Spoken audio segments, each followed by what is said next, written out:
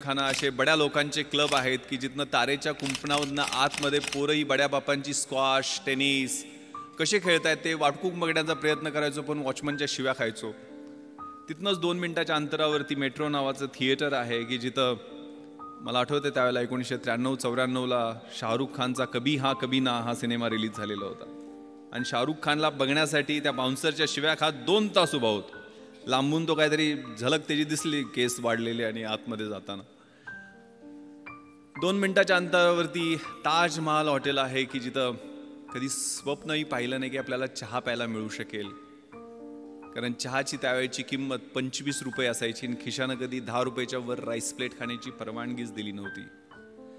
संध्याकाळच्या वेळेला त्या समुद्र किनाऱ्यावरती सूर्यास्त होताना डोळ्यातनं अश्रू गळायचे. आपल्याला हे जमेल का? एवढं मोठं स्वप्न IAS IPS होण्याचं आपण घेऊन मुंबईला आलेलो आहे का? इथंच कुठंतरी त्या दिलाय रोडवरच्या कामगारांच्या रूममध्ये सगळे नातेवाईक तिथं झोपायचे, एकानंतर एकाला एका बाजूला असे सगळे ओळीनं झोपलेले दिसायचे. तिथं झोपायला आणि काहीतरी काम करायला लागेल आयुष्यभरासाठी. फ्रस्ट्रेशन होतं, आगतिकता होत्या, मनात शंका होत्या, आत खूप सारे संघर्ष होते. आणि खूप छान सुरेश भटांची कविता आहे, विझलो जरी आज मी हा माझा अंत नाही, पेटेन पुन्हा नव्याने हे सामर्थ्य नाशवंत नाही.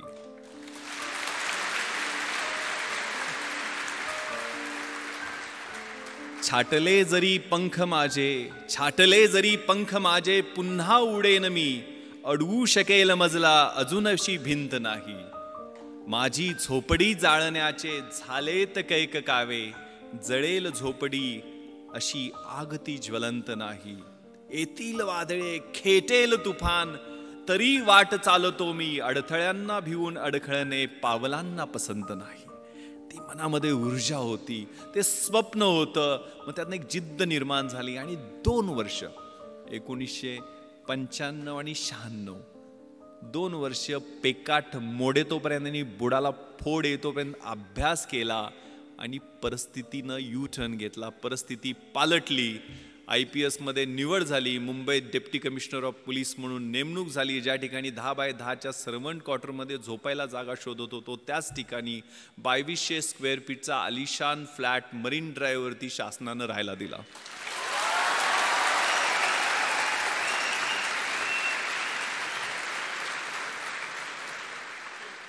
ज्या क्लबमध्ये कधी आतमध्ये काय चाललंय हे धडपडून वॉचमनच्या शिव्या खात पाहायचो, त्याच क्लबची मॅनेजमेंटची मंडळी येऊन विनंती करायला लागली की साहेब आमच्या क्लबची ऑनररी मेंबरशिप घ्या. आणि त्याच क्लबमध्ये माझी मुलं मला स्क्वॉश आणि टेनिस खेळताना दिसायला लागली.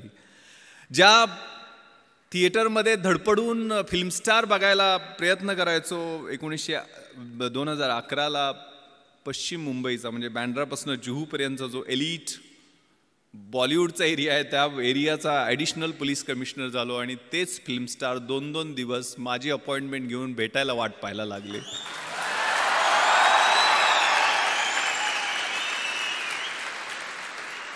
ज्या ताजमध्ये कधी चहा प्यायचंही स्वप्न पाहिलं नाही, त्याच ताजमध्ये 26/11च्या रात्री सगळ्यात जास्त मी आणि माझ्या सहकाऱ्यांची वाट पाहिली गेली. तिथंच अतिरेक्यांची 2 हात केल्यामुळं राष्ट्रपतींचं शौर्य पदक आम्हाला प्रदान करण्यात आलं. मी हे माझं कौतुक करण्यासाठी सांगत नाही आहे. एक फाटक्या चड्डीतनं सुरुवात शाळेत केलेली, ती कुठंपर्यंत कशा पद्धतीनं ते मला सैराटमध्ये असं लपून चालायला लागायचं लहानपणी, आठवतंय मला. तर ती परिस्थिती कशी बदलू शकते, त्यासाठी मनगटात किलिंग इन्स्टिंक्ट, लाथ मारीन तिथं पाणी काढीन, ही जिद्द, हे तुमचं वय आहे. त्या वयामध्ये तुम्ही आहात, क्रुशियल वयामध्ये आहात. आणि ते मग साकार करण्यासाठी काय मी एकटाच नव्हतो. मी माझ्या गावातनं एकटा नव्हतो. आमच्या गावातनं ज्यावेळेला मुंबईसारख्या 1.5 कोटी लोकसंख्येच्या शहरातनं एकही मुलगा IAS IPS आणि IFS मध्ये नव्हता, त्यावेळेला कोकरूडमधनं आमच्या छोट्याशा गावातनं आम्ही 3 जण IAS IPS आणि IFS मध्ये सिलेक्ट झालेलो होतो. आनंद पाटील जो आता जॉईंट सेक्रेटरी आहे गव्हर्नमेंट ऑफ इंडियामध्ये, विलासराव देशमुख साहेबांकडे तो जवळजवळ 5 वर्ष PS म्हणून दिल्लीला त्यानं काम पाहिलेलं आहे. तामिळनाडू काडरमध्ये त्याची नेमणूक झाली. तो IAS मध्ये सिलेक्ट झाला. मी IPS मध्ये आता पश्चिम महाराष्ट्राचा IG म्हणून काम करतोय. 2 वर्षापूर्वी मी अमेरिकेला पोस्ट ब्लास्ट इन्व्हेस्टिगेशनचं ट्रेनिंग तिथल्या गव्हर्नमेंट ऑफ USA आम्हाला बोलवलेलं होतं, ज्यांनी 26-11 चांगलं काम केलं.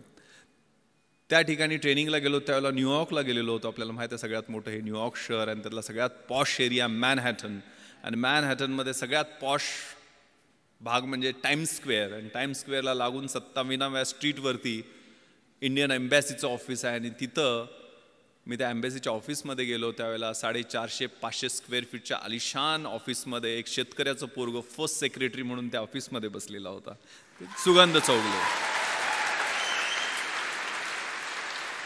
सुगंध चौगले नाव घ्यायला अवघड पडतो म्हणून तो यस राजाराम झालेला आहे. त्यामुळं खेड्यातला हा सुगंध. त्याच्यासाठी काय केलं होतं?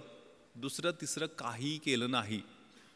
एकच नाव समोर ठेवलं आणि एकच मंत्र म्हणत होतो, शिवाजी शिवाजी आणि शिवाजी.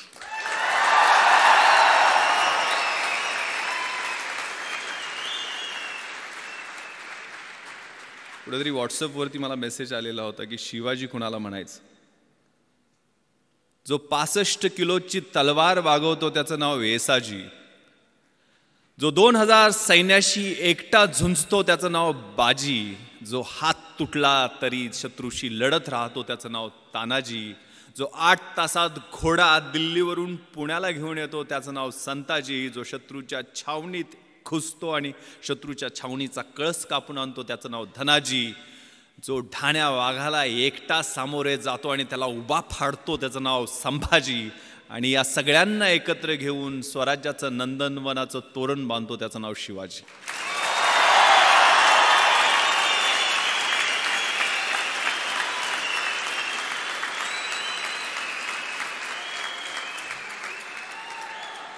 सोळाव्या वर्षी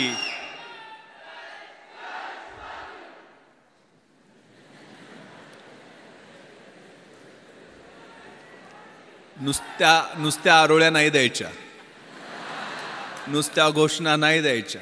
आतमधनं कणाकणामध्ये अगणित सूर्य शिवाजी नावाचे तयार झाले. तर ऑटोमॅटिक हा देश महासत्ता जो काही डॉक्टर APJ अब्दुल कलाम सरांच्या नावानं राजवर्धननी काहीतरी एक स्पर्धा परीक्षा केंद्र बनवण्याचं ठरवलेलं आहे. त्यांच्या प्रॉपर्टीची list doctor APJ Abdul Kalam सरांच्या वाचत होतो मी.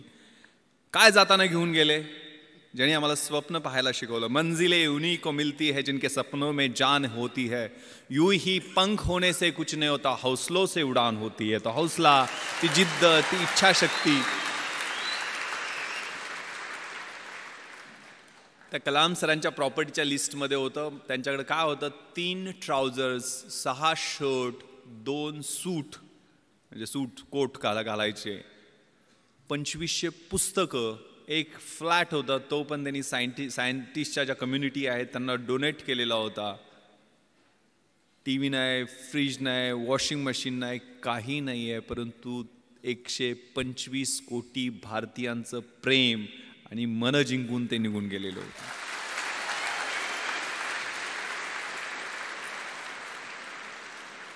त्यामुळे हा मंत्र शिवाजी शिवाजी शिवाजी का मी सांगतोय? कारण त्यांनी प्लॅन जो केला. What is planning? सगळं मॅनेजमेंट, सगळं काही शिकायचं असेल तर छत्रपती शिवरायांच्या चरित्रातनं शिकायला पाहिजे. What is planning? Deciding in advance what to do, when to do, how to do, who is suppose to do it. कसं करायचं, काय करायचं, केव्हा करायचं, त्याचं नियोजन कशा पद्धतीनं करायचं, याला प्लॅनिंग म्हणतात. आणि प्लॅनिंगसाठी आपल्या समोरचं चॅलेंज कोणतं आहे, आपल्या समोरचं आव्हान कोणतं आहे, आपला ॲडव्हर्सरी कोण आहे, आपला शत्रू कोण आहे, परीक्षा समोर धरा. परीक्षेला समोर धरलं आणि एक सून झू नावाचा चिनी युद्धशास्त्रज्ञ आहे, त्यानं खूप छान विश्लेषण, आर्ट ऑफ वॉर नावाचा 511 बिफोर क्राइस्ट त्यांनी ग्रंथ लिहिलेला आहे. त्याच्यात त्यांनी विश्लेषण केलेलं आहे. If you know yourself, युद्धशास्त्रातलं हे तत्व आहे जे आपल्या आयुष्यामध्ये तेवढंच लागू पडतं. If you know yourself and if you know your enemy, you need not worry about the result of 100 battles. तुम्हाला स्वतःबद्दल पूर्ण माहिती असेल आणि शत्रूबद्दल पूर्ण माहिती असेल तर 100च्या 100 युद्धामध्ये तुमचा विजय निश्चित आहे. पण माहिती कशा पद्धतीनं, कशा पद्धतीचं विश्लेषण, स्वॉट प्रिन्सिपल आपण वाचलेलं असतं. Strength, weaknesses, opportunities and threats. आपली बलस्थानं कोणती आहेत, आपली दुर्बल स्थानं कोणती आहेत, आपल्या समोरच्या संधी कोणत्या आहेत आणि आपल्या समोरचे धोके कोणते आहेत याचं योग्य विश्लेषण स्वतःचं आणि शत्रूचं, म्हणजे परीक्षा असेल तर परीक्षेचं, सिलेबस कसा आहे, प्रश्नपत्रिका कशा येणार आहेत, गेल्या 10 वर्षातल्या कशा आहेत, पुढच्या कशा येऊ शकतील, सिलेबसमध्ये व्हॉट टू डू आणि व्हॉट नॉट टू डू हे कशा पद्धतीनं करायचं ते तुम्ही ठरवता का, त्याच्यावर काम करता का, नियोजन करता का, आणि त्याच्यानंतर स्मार्ट पद्धतीने, what is smart, specific, measurable, attainable, realistic आणि टाइम बाउंड, स्मार्टचं फुल फॉर्म आहे. तशा पद्धतीनं तुम्ही अभ्यासाचं नियोजन करता का, आणि मग तो स्मार्ट अभ्यास असेल तर तुम्हाला यश मिळण्याचं गुणोत्तर अधिक चांगलं होत जातं. If you know yourself and if you do not know about your enemy, after every victory gain you will suffer a defeat. जर तुम्हाला स्वतःबद्दल माहिती असेल पूर्णपणे, मात्र शत्रूबद्दल माहिती नसेल, तर एका विजयानंतर तुम्हाला एक पराभव पचवावाच लागेल. जर तुम्हाला स्वतःबद्दलही माहिती नसेल आणि शत्रूबद्दलही माहिती नसेल, तर you will suffer a defeat in every other battle. जर स्वतःबद्दल पण माहिती नसेल आणि शत्रूबद्दल माहिती नसेल तर आपल्याला मार खायला लागणार हे निश्चित आहे.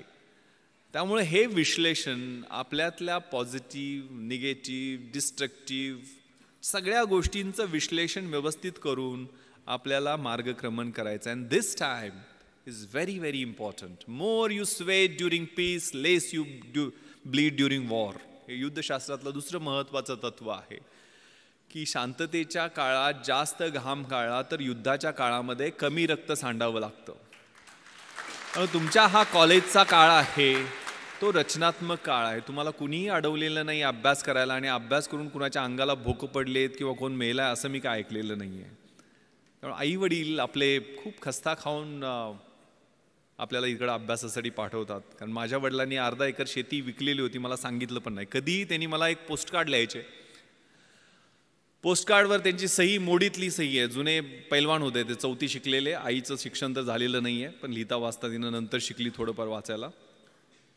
पण वडील मी दिल्लीला ज्यावेळेला UPSCची तयारी करायला इंटरव्ह्यूच्या वेळेला होतो, मुंबईमध्ये असायचो, त्यावेळेला पोस्टकार्ड लिहायचे. त्यांनी कधी टेन्शन देणाऱ्या गोष्टी लिहिल्या नाहीत, पण व्यवस्थित चाललंय आमचं, आमची काही काळजी करू नको, तुला पैसे किती पाहिजेत, कसे पाठवून देऊ, जेवायला व्यवस्थित मिळतं का, वगैरे वगैरे विचारपूस करून शेवटी मात्र न चुकता एक ओळ ते लिहायचे.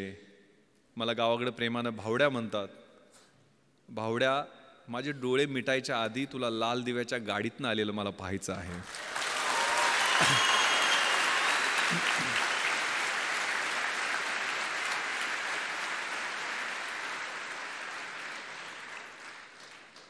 मग आग लागायची. कुठं कशी लागायची माहीत नाही, तर किडा पेटायचा. आपल्या त्या निरक्षर असो, अडाणी असो, पैलवान असो, पण माझ्या त्या बापाचं स्वप्न पूर्ण करण्यासाठी मी अभ्यास करणार. आणि मग तिथं कॉम्प्रोमाइज नाही. त्यामुळे प्लॅन केला तो. मग आनंद, मी, सुगंध एकत्र बसून आम्ही कॉलेजला असताना प्लॅन केला. तर 3 जण एका खेड्यातली 1800 लोकवस्तीच्या गावातनी 3 पोरं प्लॅन करू शकतात. तुम्हाला तिथं इतकं चांगलं इन्फ्रास्ट्रक्चर आहे, पुस्तक आहे, मार्गदर्शक आहेत, सगळ्या गोष्टी उपलब्ध आहेत. एवढ्या सगळ्या गोष्टी असताना घोड्याला फक्त पाण्यापर्यंत आपण घेऊन जाऊ शकतो. त्याला पाणी प्यायचं की नाही हे आपण ठरवायचं आहे. त्यामुळे आपण सगळेजण निर्णय घ्यायचा आहे त्याच्या बाबतीत. त्यावेळेला तो प्लॅन केला. यश अपयश मिळत राहतं, असतं, त्रास होतो, पेन्स होतात, फ्रस्ट्रेशन येतं. जे मी तुम्हाला सांगितलं, मी मरीन ड्राईव्हवरती फिरायचो. पहिल्यांदा इंटरव्ह्यूतनं नापास झालो त्यावेळेला अजून फ्रस्ट्रेशनमध्ये गेलेलो होतो. 21व्या वर्षी मुलाखतीतनं परत आलेलो होतो.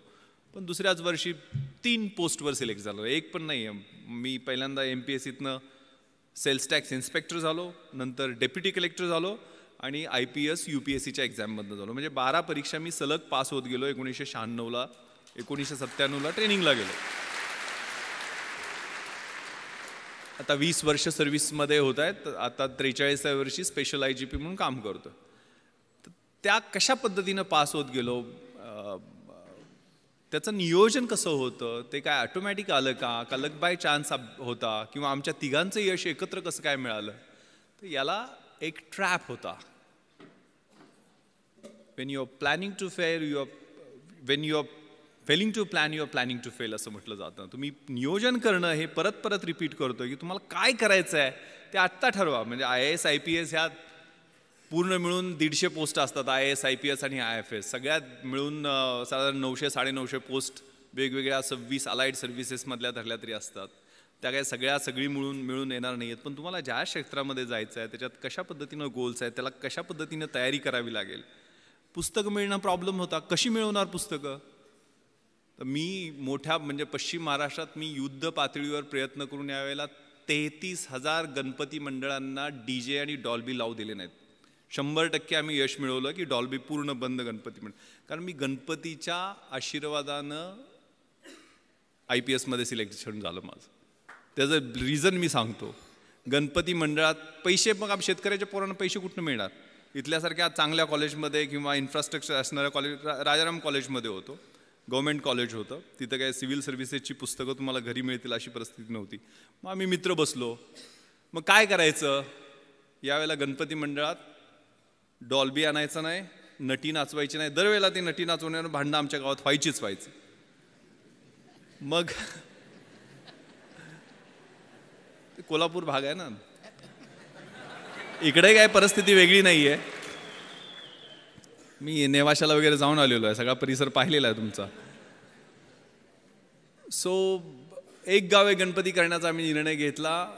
आणि माहीत आहे पोलिसांना किती टेन्शन असते. इथे इन्स्पेक्टर ओमासे बसलेले आहेत. म्हणजे मी गणपती स्तोत्र पण त्यानंतर रोज म्हणायला लागलो. प्रणम्य शिरसा देवम गौरीपुत्रम विनायकम भक्ता वासम स्मरणित्यम आयु कामार्थ सिद्धये विद्यार्थी लभते विद्या धनार्थी लभते धनम पुत्रार्थी लभते पुत्र मोक्षार्थी लभते गतिम. म्हणजे ज्या देवाच्या पूजनाने प्रत्येक शुभ कार्याची सुरुवात होते, जो विद्यार्थ्याला विद्या देतो, धन पाहिजे त्याला धन देतो, अपत्य पाहिजे त्याला अपत्य देतो, मोक्ष पाहिजे त्याला मोक्ष देतो, तो गणपती बाप्पा आम्हा पोलिसांना मात्र भरपूर टेन्शन देतो. कारण त्याच्याकडे असणारं अटेन्शन. मग ते अटेन्शन आम्ही बदललं. गावातनं पैसे जमा केले आणि व्याख्यानमाला घेतली. त्यावेळेला निर्मल कुमार फडकुले, शिवाजीराव भोसले असे व्याख्याते आणून सुद्धा आमचे 44,000 रुपये शिल्लक राहिले. कारण सहकार चळवळ आमच्या भागात ही चांगल्या पद्धतीनं रुजलेली आहे. सगळ्या कारखान्यांनी सूतगिरण्यांनी चांगली मदत दिली होती. 7 का 8 हजार रुपये खर्च आले. 44,000 रुपये. मग करायचं काय याचं? तर गाववाल्यांनी वेगवेगळे प्रस्ताव दिले. कोणी म्हटलं तालीम बांधूयात, कोणी व्यायामशाळा करूयात, कोणी म्हटलं ॲम्ब्युलन्स गावात आणूया, त्याच्यासाठी अजून पैसे जमा करू.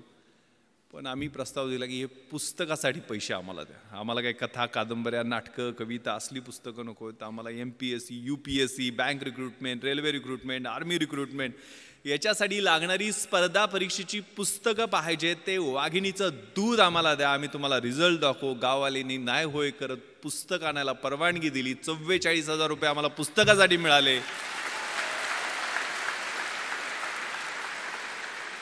मी आणि माझे मित्र ती लिस्ट घेऊन पुण्याला गेलो. पुण्यामध्ये जेवढी जमतील तेवढी. त्यावेळेला NCERTची पुस्तक कुठं मिळतात हे पण माहीत नव्हतं. NCERTची पुस्तक विमाननगरला कुठल्या तरी एका सेंट्रल स्कूलच्या तिथल्या लायब्ररीमध्ये मिळतात म्हटल्यानंतर तिथनं आम्ही जाऊन पुस्तकं आणली. म्हणजे हनुमान जशी संजीवनीसाठी अख्खा डोंगर घेऊन आलेला होता, तशी जेवढी मिळतील तेवढी NCERTच्या पुस्तकात ठराविकच लागतात पुस्तकं.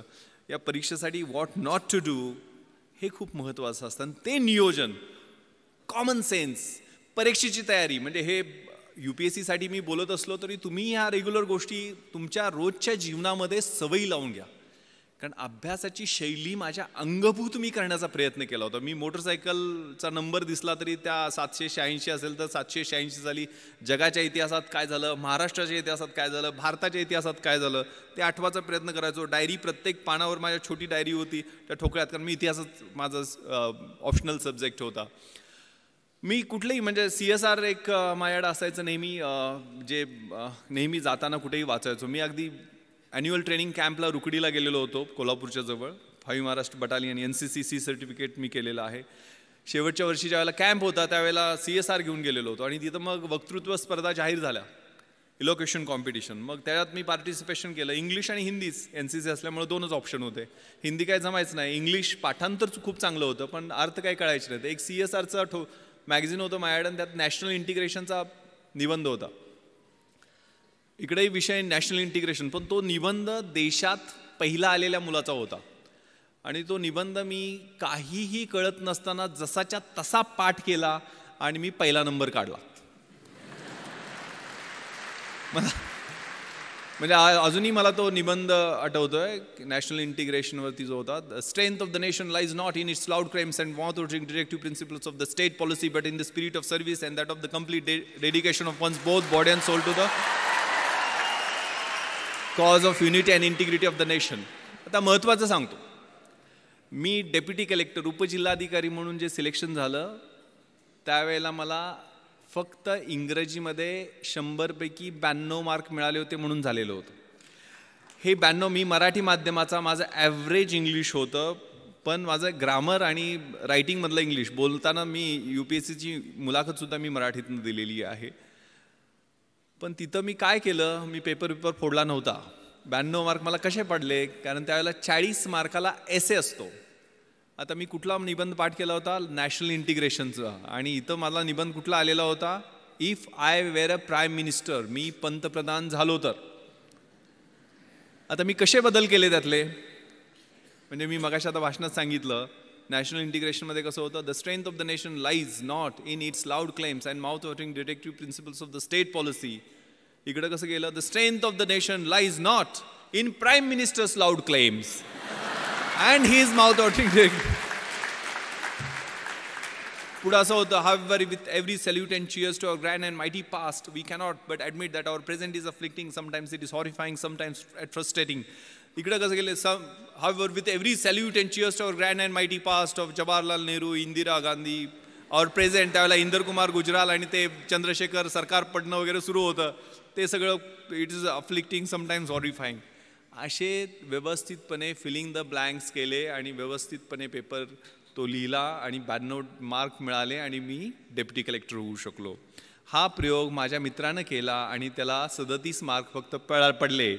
त्यामुळं हा प्रत्येकाचा इंडिव्हिज्युअल अप्रोच असतो, प्रत्येकाच्या अभ्यासाची शैली ही वेगळी असते. माझी दुसरं कारण, मी डेप्युटी कलेक्टर होण्याचं माझा समाजशास्त्र विषय मी घेतलेला होता.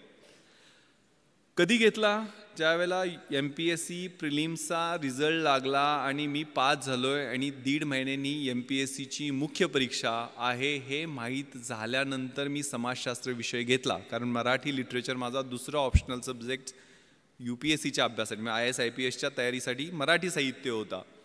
पण MPSCमध्ये मराठी साहित्याचा चांगला स्कोअर होत नाही आहे, त्यामुळे मला माझ्या मित्रांनी सांगितलं की तो विषय घेऊ नको. मग मी समाजशास्त्र विषय घेतला.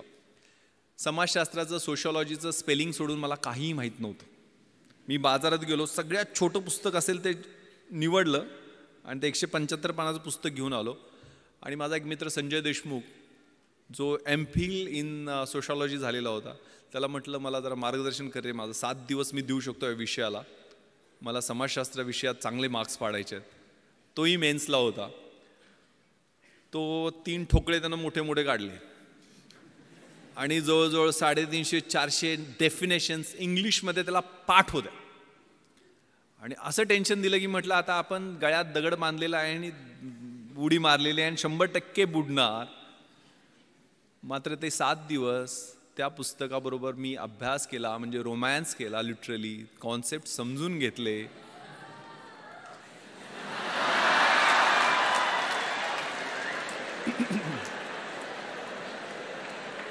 ते पुस्तक आहे 3 इडियट्समध्ये तो पाठवतो तसं नव्हतं.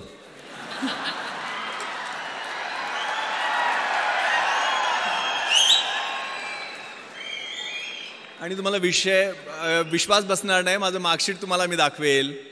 ज्यावेळेला रिझल्ट लागला, जो MPhil इन सोशॉलॉजी होता संजय देशमुख, त्या माझ्या मित्राला 200 पैकी 80 मार्क पडले, म्हणजे 40% मार्क मिळाले. त्या ठिकाणी 8 दिवस रोमॅन्स करून, 8 दिवसच अभ्यास करून मला 200 पैकी 160 म्हणजे 80% मार्क मिळाले.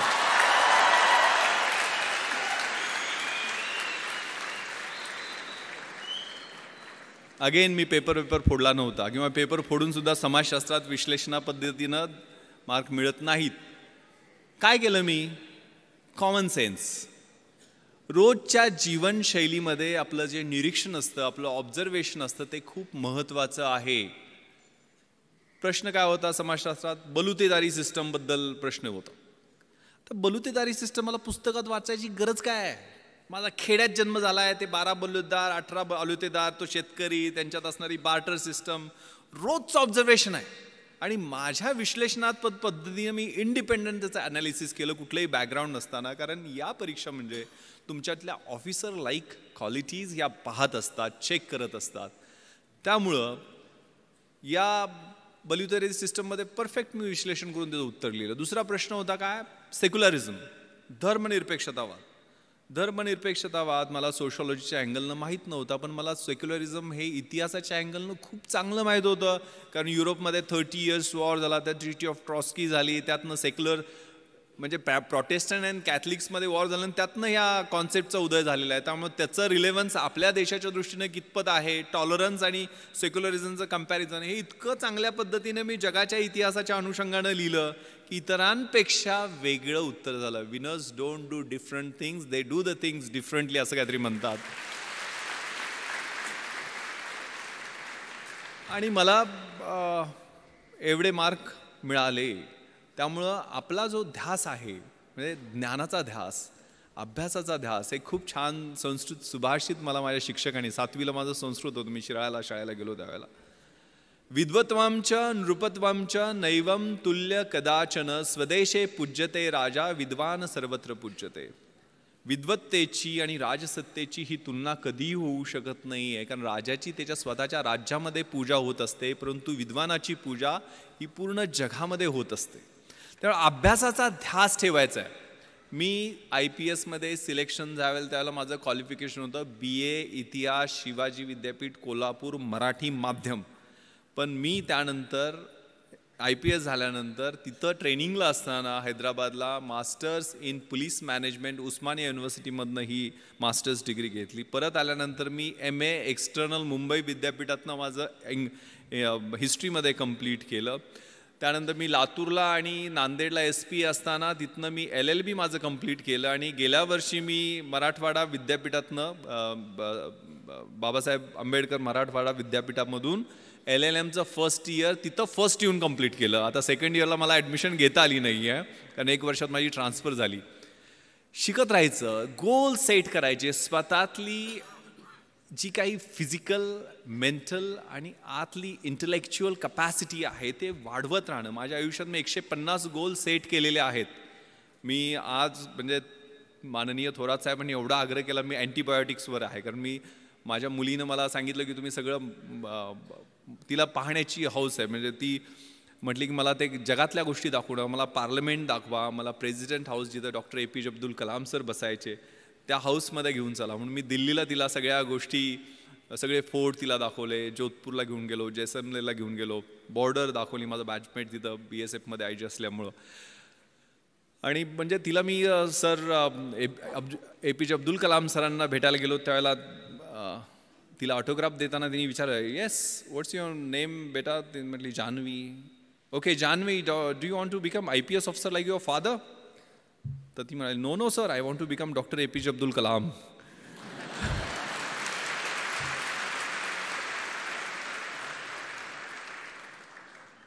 इथं सावित्रीच्या लेखी सगळ्या आहेत. म्हणजे ते मला दंगल सगळ्यांनी पाहिला ना? Yes, that's fighting spirit, that should be there. त्यामुळे हे सगळं जे आहे ना, आणि इकडं सगळे शिवाजीचे मावळे असं काहीतरी म्हटले ना,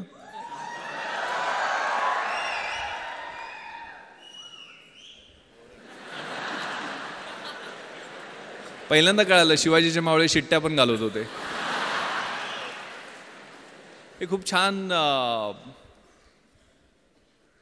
सुभाषित अगेन मला आठवतं, शिक्षकांनी शिकवलेलं. यौवनम धनसंपत्ती प्रभुत्वम विवेकिता एकैकपम अनर्थाय किमु यत्र चतुष्टयम. याचा अर्थ असा आहे, यौवन म्हणजे तारुण्य, धनसंपत्ती म्हणजे पैसे, धनसत्ता, प्रभुत्व म्हणजे सत्ता, आणि अविवेक, यातली एक एक गोष्ट तुमची वाट लावायला पुरेशी असते. आणि या सगळ्या 4 गोष्टी एकत्र आल्या तर तुमची कशी वाट लागेल याचा विचार करा.